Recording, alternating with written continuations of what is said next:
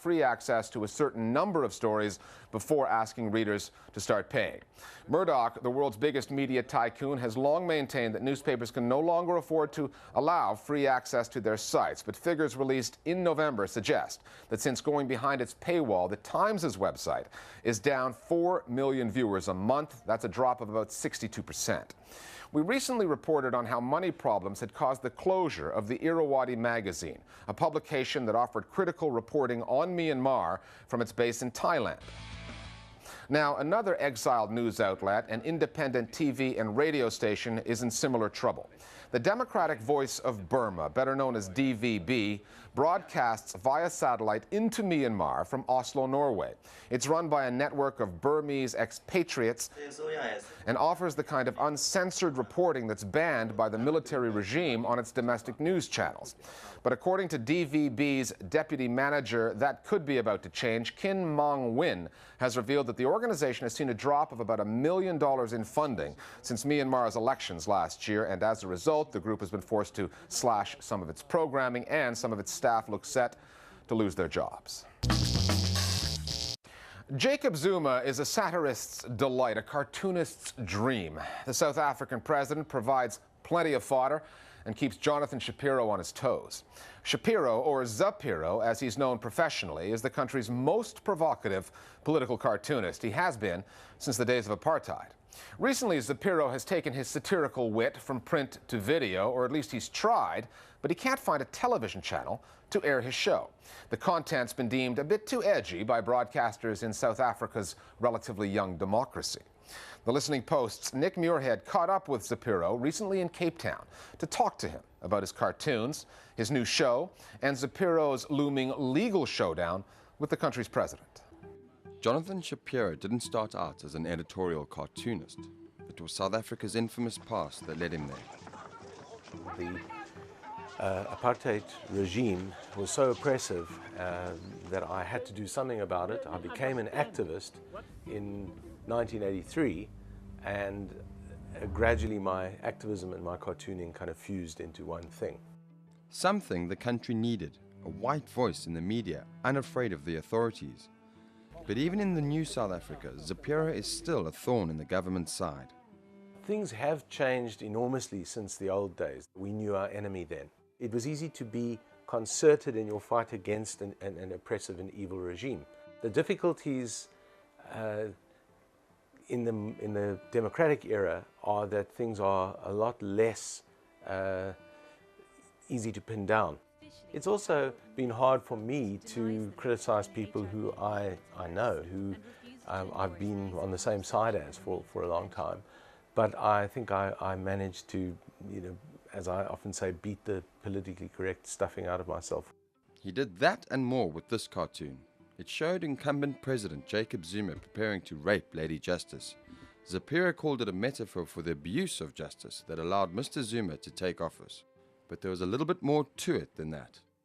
Our sitting president was acquitted of rape charges under very controversial circumstances. A lot of people, myself included, were not very impressed with that verdict. People within the ANC, including Zuma himself and a number of others who were saying that I was unfair to portray him as a rapist after he'd been acquitted. I am saying it is clearly metaphorical because the figure of Lady Justice is a metaphor. But be that as it may, it is sailing very close to the wind for that very reason. Mr. Zuma then sued Zapiro, which led to this on-air skirmish. I am doing exactly what journalists and what cartoonists and what satirists do in democratic societies. And I thought, well, I'll ambush him a little bit because, he is suing me. And unfortunately, I got cut off when he made a statement which I thought was just grandstanding. You are invading my own dignity. But at least I got my say in, and a lot of people heard. Now, more than 2 years later, Zapiro has finally been issued with a court summons for the Lady Justice cartoon. I hope it goes to courts in 2011 because I can't wait to see the president of the country having to explain how the cartoon that Jonathan did was irrelevant to what he had done before he became president of the country. This whole case against Shapiro could set a very unfortunate precedent. It will be satirists now Tomorrow it will be journalists, the next day it will be particular analysts, on and on and on. We're coming from this country where in the 80s people used to get the newspapers with big holes in them because the state felt that it was not in the public interest. We don't want to go back there. Here's another technique Mr. Zuma doesn't like. Zapiro attaches a shower head to the president's head. It dates back to his rape trial when he admitted to having unprotected sex with an HIV-positive woman. To reduce the risk of infection, Zuma said he just took a shower. This is a very strange statement from someone who had been the head of the National AIDS Council in South Africa. So I did a cartoon where the shower appeared on his head, and it actually said AIDS prevention. For the next 3 years, every cartoon that featured Zuma featured the shower head. That changed in mid-2009, but only temporarily. When he became president, I thought, well, let me give him a chance. And I did a cartoon where his critics are giving him a break and the shower is now suspended. So the shower just sort of lifted up and hovered in the air. When it was found that he had even more babies out of wedlock. He's married to 3 women, but these were even outside of those marriages. So, of course, the shower had to come back. This time, it was bigger than ever. Throughout this period, Zapiro was planning a satirical venture, not for print, for broadcast. As my old friend Frankie used to say, start spreading the news.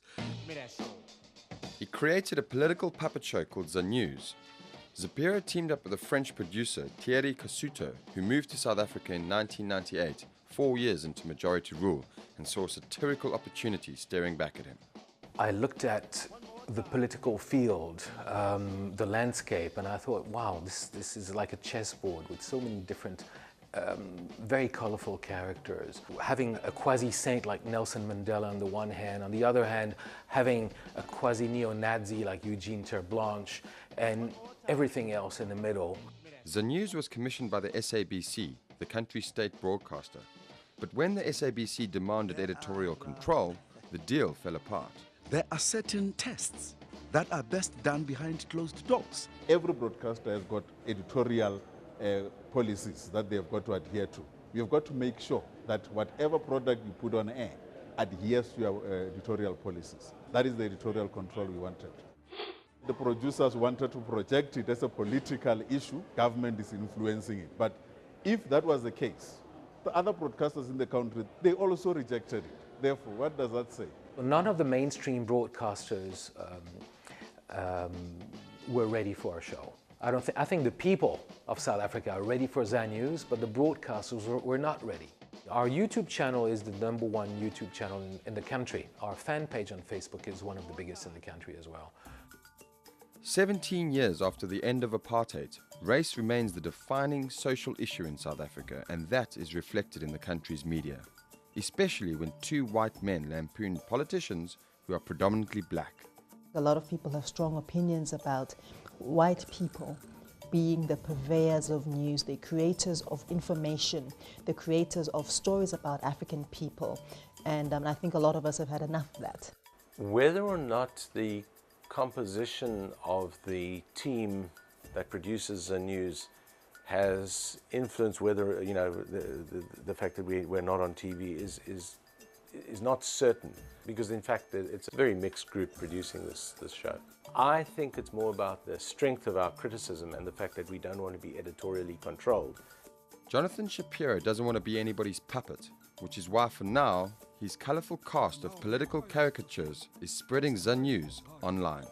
More Global Village Voices now on satire and how it plays in South African media.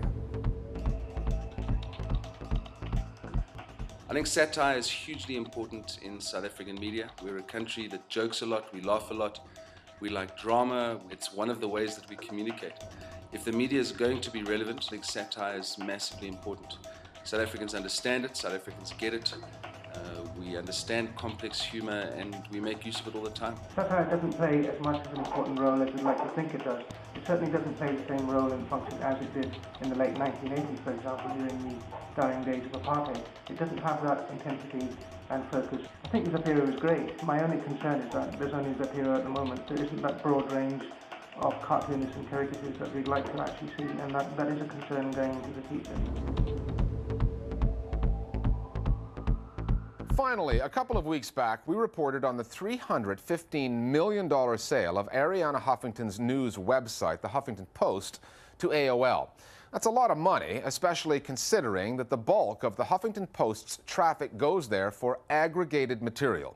That's content from other news websites that the Huffington Post simply directs its readers to. Judging from our web video of the week, the online political cartoonist Mark Fiore thinks Ms. Huffington's financial windfall is a pretty good return for a mere aggregator. We'll see you next time at the Listening Post. Multi-millionaire media maven Arianna's Huffington Post is now a cool $315 million richer. Fabulous, darling. This journalista's jackpot is all thanks to the advent of aggregation. Or, look, here's some stuff I found on the web. Why pay for journalists to work when the work of journalists can pay you? If only they would have thought of this sooner. Ernie Pyle here, reporting from my study, where I just discovered some neat links on the war and did a bang-up job of search engine optimization. Extra, extra. Give us your work for free and we'll make millions. Blog all about it. Agricopolis was a success, as aggregation was the new key to big bucks. Merger upon merger and links upon links until new aggregators began to aggregate aggregators. Website A used content from Site B in exchange for B getting eyeballs from A. Soon B realized it could do the same thing and gathered from Site C. But C was no dummy, and soon A through Z all did the same thing, until one day little Tommy was at school researching a report on journalism and democracy. Tommy turned to the web, clicked, and found an aggregate of links linking to nothing but aggregators' links of each other's aggregated links. Good night, little Tommy, and good link. The Golan Heights, one of the spoils of the 1967 war, home to 20,000 Israelis and source of 1/3 of all Israel's water. But what of the Syrians left behind? With families torn apart and all borders closed, they come to talk to their loved ones across the Shouting Valley. Across the Shouting Valley on AlJazeera. As protests, violence, and the call for political reform spreads across the Arab world, AlJazeera's in-depth coverage of events on the ground brings you the news as it breaks. Ongoing coverage of the Libya uprising on AlJazeera.